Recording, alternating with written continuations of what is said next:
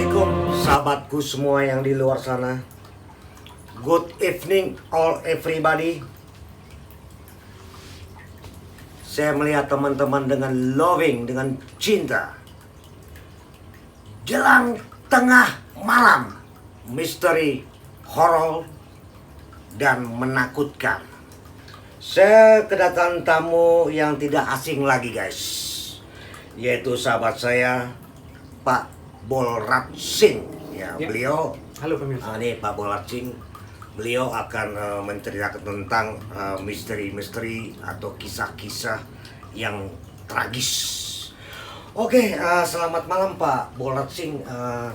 Apa kira-kira cerita apa nih yang akan disampaikan kepada para pemirsa di luar sana? Oke, halo pemirsa, apa kabar? Kita jumpa kembali ya. Oke, untuk episode kali ini saya akan menceritakan sebuah kisah nyata tentang seorang ibu yang dijadikan tumbal pesugihan oleh anaknya sendiri. Seorang ibu dijadikan tumbal oleh anak kandungnya sendiri. Tumbal pesugihan oleh anak kandungnya sendiri. Masa Allah guys, seorang ibu itu anak durhaka guys. Oke, so lanjut bro. Terus? Oke, jadi ini cerita sekitar tahun 99, menjelang milenium ya waktu itu.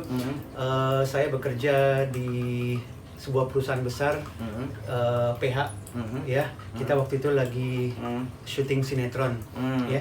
Jadi ada cerita satu karakternya itu gila, menderita gila sehingga harus dirawat di rumah sakit jiwa. Gangguan mental. Gangguan mental. Ya, sehingga harus dirawat di rumah sakit jiwa. Dan kita itu waktu itu kan sutradara menginginkan itu lokasi rumah sakit jiwa yang benar, yang sebenarnya, bukan setting. Bukan settingan, tapi hospital yang sebenarnya ya. Iya, rumah sakit jiwa yang sebenarnya. Jadi oke lah, kita dapatlah sebuah rumah sakit jiwa. Dalam perkembangannya, ya, di dalam rumah sakit jiwa itu kita menemukan satu orang pasien rumah sakit tersebut yang berbeda dengan pasien-pasien yang lain. Oh gitu. Iya. Jadi sangat different sekali ya. Sangat different sekali. Kenapa sangat difference-nya? Ibu ini kita anggap aja, kita sebut aja namanya Ibu Rina. Ibu Rina. Ya. Kita belum tahu tuh pada waktu itu siapa Ibu Rina, kenapa dia bisa mengalami gangguan mental sehingga dirawat di rumah sakit jiwa, kita belum tahu sama sekali. Jadi seiring kedekatan kita nanti dengan Ibu Rina, ya, kita akan tahu tuh nanti. Jadi kita lihat ada satu pasien rumah sakit jiwa, kita sebut saja Ibu Rina, yang berbeda dengan pasien-pasien yang lain. Jadi ibu ini selalu berteriak dengan itu anak saya banyak uang. Anak saya banyak uang, anak saya banyak uang. Yuk anak saya, yuk minta uang sama anak saya. Anak saya banyak uang. Oh gitu. Jadi ibu itu berteriak bahwa anaknya itu banyak uang dan meminta orang-orang sekitar itu untuk meminta uang pada anaknya. Jadi ibu itu histeris ya. Ibu itu histeris ya.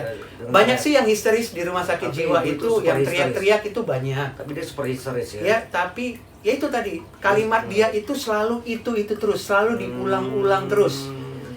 Ya, kalau yang lain histerisnya itu berteriak-teriaknya itu beda-beda gitu loh, ya nggak diulang-ulang. Nah ibu ini dia ngulang-ngulang kalimat yang sama. Hanya anaknya saja yang disebut. Hanya anaknya yang disebut. Anaknya punya uang banyak, dan yuk kita minta uang sama anaknya itu. Itu terus yang disebut-sebut. So bagaimana selanjutnya? Nah jadi kita kru film pada waktu itu jadi ini juga interest ya, curious ya, interest ini beda ya. Termasuk saya nih, ya pada waktu itu saya asisten sutradara di sinetron tersebut. Saya penulisnya juga kadang suka ada di set lokasi. Dia itu juga curious banget, tertarik banget dengan karakter ibu pasien rumah sakit jiwa yang beda banget ini, Ibu Rina lah ya kita sebut. Nah, jadi kita mulai tanya lah tentunya kan, kita bertanya kepada para perawat, ya para perawat, para pekerja rumah sakit jiwa tersebut. Nah mereka yang menjelaskan ke kita bahwa ibu itu katanya ya menderita gangguan mental karena dijadikan tumbal pesugihan oleh anaknya sendiri. Itu informasi dari perawat? Informasi tersebut dari perawat. Dari perawat rumah sakit jiwa tersebut. Kita dapat informasi tersebut. Terus cari tahu ya. Nah, jadi kan kita juga pengen tahu apa namanya, mbaknya tahu dari mana, si perawat maksud saya. Berita sebenarnya aja yes, ya. Terus perawat itu bilang ya satu rumah sakit kayaknya tahu ya kenapa ibu itu mengalami gangguan mental. Ya, dikarenakan dijadikan tumbal oleh pesugihan oleh anaknya sendiri. Padahal anaknya itu katanya kaya raya loh. Ya, di Jawa Barat. Jadi kemungkinan anak itu kaya raya dari tumbal ibunya itu ya.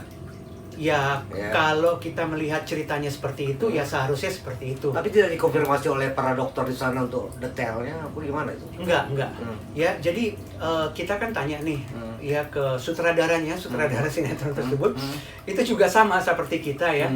Jadi kita satu tim itu kayaknya kita memberikan perhatian lebih kepada si Ibu Rina ini. Karena beda ya? Karena beda. Karena beda, dan yang kedua adalah kita kasihan. Bayangkan aja, ada seorang anak yang kepingin kaya raya dengan cara cepat, bersekutu dengan setan, jin atau iblis, kan melalui pesugihannya. Oke? Cara yang paling baik adalah kita kan seharusnya kalau mau kaya raya ya kita bekerja dengan baik, dengan smart ya. Dan tentunya kita bersekutu dengan Tuhan yang Maha Kuasa. Ya kan? Karena dialah sumber segalanya. Ya. Tapi ada orang yang pingin cepat, ya, mungkin dirasa juga lebih mudah, ya, melakukan pesugihan. Kan kita tahu ya, pesugihan di Indonesia ini salah satu cara menjadi kaya yang memang katanya itu banyak dilakukan oleh banyak orang. Oke, saya skip ya tentang pesugihan ini ya, supaya pemirsa juga harus tahu ya. Biasanya kalau teman-teman atau manusia yang imannya tipis ya guys ya, yang makanan firman Allahnya itu setengah-setengah ya, atau dibilangnya tobat musiman ya, itu biasanya pas dia nggak punya uang, dia minta bantuan kepada iblis.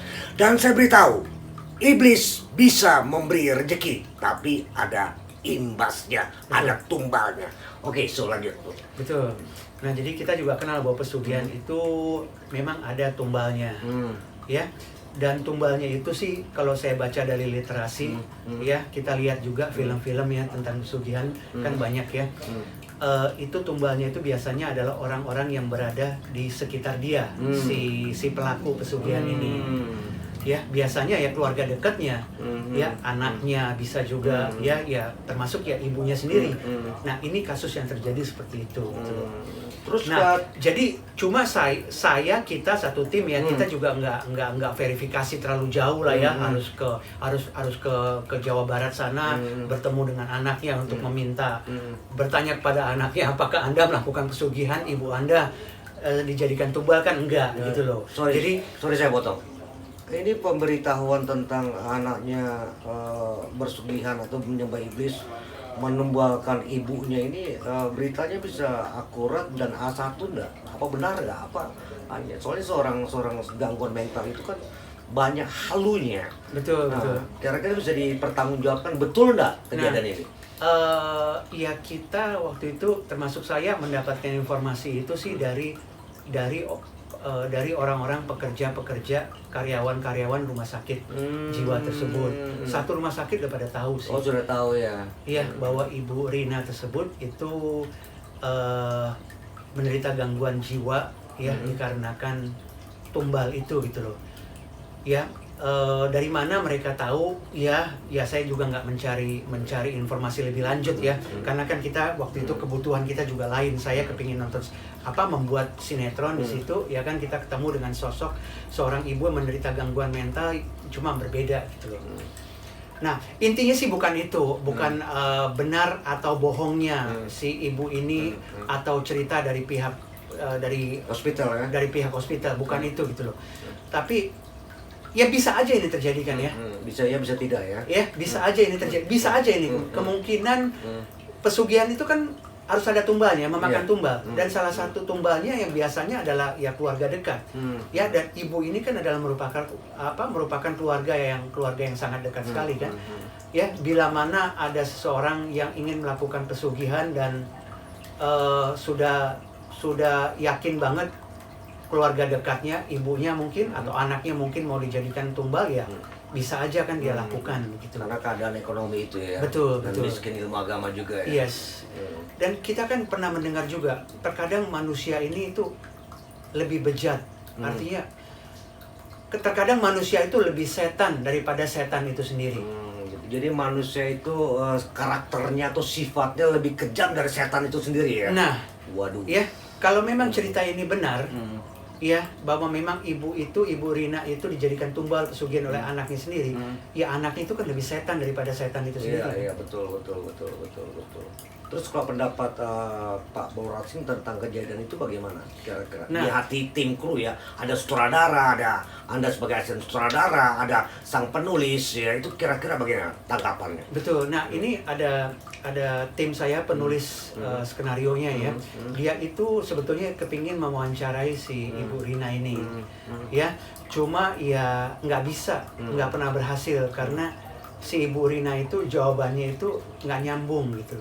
Selalu teriak-teriak. Ya, jawabannya dia itu diam ya, lebih suka menyendiri, pendiam. Ya. Nah, kalau dia ngomong kembali lagi hal yang sama diulang. Itu anak saya banyak uangnya. Kamu minta uang saja sama dia. Oh, jadi selalu berteriak seperti itu. Iya. Itu anak saya kaya, banyak uangnya, begitu. Kamu minta uang saja sama anak Minta saya. uang sama anak itu, saya aja. Itu dua Itu yang, terus yang dibicarakan. itu terus yang diulang-ulang gitu loh. Waduh. Nah, kita kru film kan juga iba kepada Ibu Rina ini.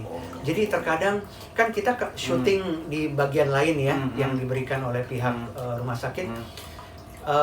Kita syuting itu kan ada makan ya, ya dapat nasi kotak ya. Nah, itu kita suka memberikan makanan kita ke Ibu Rina ini. Ibu Rina itu ya. Betul, meskipun nggak diperbolehkan sama pihak rumah sakit ya. Cuma karena kita waktu itu syuting kurang lebih sekitar hampir 1 bulanan loh. Oh. Ya, berapa episode waktu itu saya juga lupa ya, panjang kan sinetron kan panjang-panjang ya. Kita kan syuting sekaligus. Yang satu lokasi di rumah sakit jiwa ini kita habiskan. Iya. Ya, itu hampir 1 bulanan waktu itu kita syuting. Jadi ya kita tahu persis jadinya, jadi cukup kita dengan Ibu Rina ini cukup dekat. Kita juga merasa iba sama dia gitu loh. Ya, kita suka memberikan makanan kita ke ibu ini, ya kan. Kita juga suka ngajak dia ngobrol. Cuma nggak bisa diajak ngobrol. Jadi selama 1 bulan di lokasi syuting rumah sakit jiwa tersebut, ada perkembangan nggak tentang Ibu Rina ini? Nggak ada. Tidak ada perkembangan. Nggak ada perkembangan. Jadi sampai kita selesai syuting, ya ibu itu masih sama seperti itu. Ya, dan itu tahun 99 ya. Dan sekarang udah kurang lebih 20 tahun lebih ya. 20 tahun lebih ya, saya pribadi ya tidak pernah ke rumah sakit jiwa tersebut, tidak pernah bertemu lagi dengan Ibu Rina. Jadi yang bisa saya juga nggak tahu persis apakah Ibu Rina itu masih ada di rumah sakit jiwa tersebut, ya. Tapi ya saya kalau ingat dengan Ibu Rina, yang saya bisa lakukan adalah mendoakan Ibu Rina, ya. Ya Tuhan memberikan yang terbaik lah untuk Ibu Rina ini gitu loh. Ya, meskipun Ibu Rina ini mendapatkan cobaan yang luar biasa ya, bisa dijahati oleh anaknya sendiri ya. Cuma saya yakin Tuhan itu juga nggak diam ya.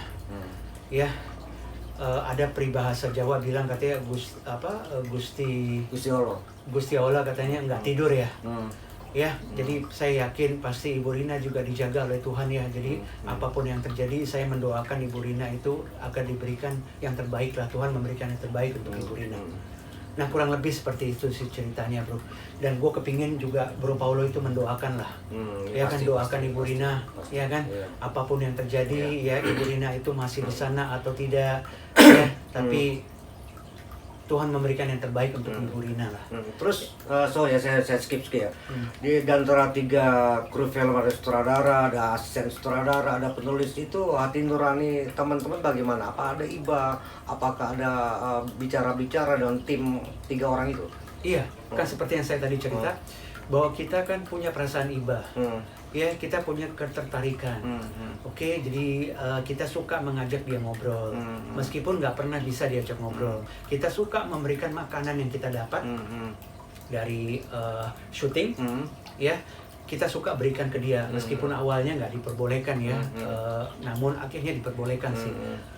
Nah, seperti itu. Memang ada ada ketertarikan kita, ada iba kita ke Ibu Rina gitu. Jadi beritanya kayak gitu ya, Iya, ceritanya seperti ya. itu, Bro. Jadi saya potong ya. Saya akan bercerita ke pemirsa ya. Silakan. Dengan keagamaan, dengan religius ya, supaya teman-teman di luar sana tuh mengerti tentang Mungkin ini juga bisa dijadikan pembelajaran untuk kita semua pemirsa. pembelajaran. Bahwa apapun pesugihan itu, termasuk pesugihan tuyul ya. Tuyul itu kan juga pasti, semua jenis pesugihan itu kan yang pasti ada tumbalnya gitu loh. Ya, meskipun tumbalnya itu diri kita sendiri ya. Kalau memang Anda mau melakukan pesugihan, ya Anda yakin Anda mau melakukan pesugihan, ya ada tumbalnya, ya tumbali dirimu sendiri saja. Gitu ya. Ya kan, jangan tumbali orang lain, jangan tumbali anak kita, jangan tumbali orang tua kita, jangan tumbali saudara kita, jangan. Ya, kalau Anda mau menumbali, ya tumbali dirimu sendiri aja. Itu menurut Pak Bolraci. Ya, tapi ya pesugihan itu kan tetap dilarang agama, itu sesuatu yang haram hukumnya gitu loh. Ya jauhilah pesugihan. Oke, saya tutup ya. Silakan. Saya bicara dengan religius ya. Teman-teman di luar sana, para pemirsa di luar sana, ini yang sering terjadi di dunia ini. Dunia ini itu sangat fana. Dunia ini tidak ada kebaikan. Ya, di dunia ini penuh dengan keburukan. Di dunia ini yang menguasai dunia ini adalah iblis. Bapak dunia adalah iblis. Father of the world itu adalah iblis. Jadi iblis diberi kuasa kepada yang maha kuasa, kepada Tuhan yang maha esa untuk menguasai dunia ini. Ya, jadi tujuannya supaya teman-teman makin bertakwa, makin setia, makin membaca ayat suci Al-Quran, supaya tidak ada percaya kepada iblis, ya kan, nyembah iblis. Nah, manusia itu kadang-kadang kalau dibilang stupid dam-dam ya, dalam keadaan uang nggak ada, sudah miskin ilmu agama, miskin ilmu harta lagi, harta miskin, ilmu agama pun miskin, sehingga larinya instan. Pergi ke gunung-gunung, ya kan, pergi ke pohon-pohon beringin yang gede, nyembah-nyembah pakai sesajen-sesajen, minta harta dunia, minta kekayaan. Nah, sang iblis ada punya konsep seperti ini. Saya beritahu tentang sifat iblis. Anakku, coba kau berikan permintaanku. Ya, istilahnya kembang 7 rupa, ya, rokok kretek, ya kan, kemenyan dikasih, ya kan, sehingga permintaan iblis itu akan memberikan kepada kamu, ya, kamu menyembah iblis. Iblis nggak bodoh, dia bilang begini lagi, kurang bro, sesajen lo tuh kurang, kata. Jadi apa nih mbah gitu, apa nih jin, apa nih iblis, gue minta tumbal nih supaya lo kaya raya. Waduh, gimana nih, udahlah mama lu aja tuh yang udah tua renta, udah mau mati, ya kan gitu kan, mama lu aja kasih ke gue gitu kan, biar besok gue makan, gue tumbalkan, ya, gue makan jadi sekutu gue, kata sang iblis. Nah, saking miskinnya itu orang, saking maratnya itu orang, anak muda itu yang menumbalkan ibunya, apa boleh buat, karena ibunya sudah tua, udah mau mati, akhirnya ibunya ditumbalkan ke iblis tersebut. Gitu guys. Jadi saya memberitahu ke teman-teman, di waktu kau tak berdaya, di waktu kau miskin raya, kau nggak punya apa-apa, ya kan, ada bilang begini, bahkan doa pun seakan tiada berarti lagi. Itu sering terjadi, ya seperti itu. Aku sudah ikhtiar ke sana kemari, mentok, ya kan, udah melangkah cari kerja ke sana, mentok, ya kan, nggak bisa apa-apa, udah nggak berdaya. Nah, saya beritahu, di waktu kamu tak berdaya itu, kuatkan iman kamu. Datanglah ke teman-teman ustadz, ke teman-teman ulama, ke teman-teman kiai, supaya kamu tidak salah jalan. Banyaklah bergaul kepada teman-teman yang beriman, ya, supaya kamu tidak salah jalan. Sering menyebut nama Allah Subhanahu wa Ta'ala. Every minute, every second, sebut nama Allah Subhanahu wa Ta'ala, sehingga teman-teman tidak berbuat dosa. Apalagi seorang anak menumbalkan ibu kandungnya kepada sang penguasa dunia, yaitu iblis. Itu anak durhaka. Gitu guys. Nah, iblis gak bodoh. Setelah ibunya ditumbalkan, dirawat di rumah sakit jiwa, sang iblis tidak sampai di situ saja. Masih ada persyaratan lagi. Nah, kasih persyaratan kembali nih kepada iblis, ya kan? Dituruti sama sang penyembah iblis. Lu sering datang ke gunung ini ya, datang ke pohon ini ya, bawa sesajen ini ya. Siap jin, siap setan, siap iblis. Tetapi otak kamu akan disihir oleh iblis. Sehingga kamu tidak datang lagi ke gunung tersebut, tidak datang lagi ke pohon besar tersebut untuk bawa sesaji-sesaji. Kamu lupa. Nah, disitulah tumbal yang dibilang ibu kamu wafat. The end. Dimakan oleh iblis. Itu tik-tak iblis, cara iblis bekerja. Jadi mulai detik ini teman-teman, dalam keadaan susah apapun juga, berserah dirilah kepada Sang Maha yang sempurna, Sang Maha Suci, yaitu Allah Subhanahu wa Ta'ala. Berserah diri kepada Allah Subhanahu wa Ta'ala. Kebebasan sejati, pasrah sejati adalah pasrah kepada Allah Subhanahu wa Ta'ala. Kita dilahirkan telanjang, mati pun telanjang, nggak bawa apa-apa.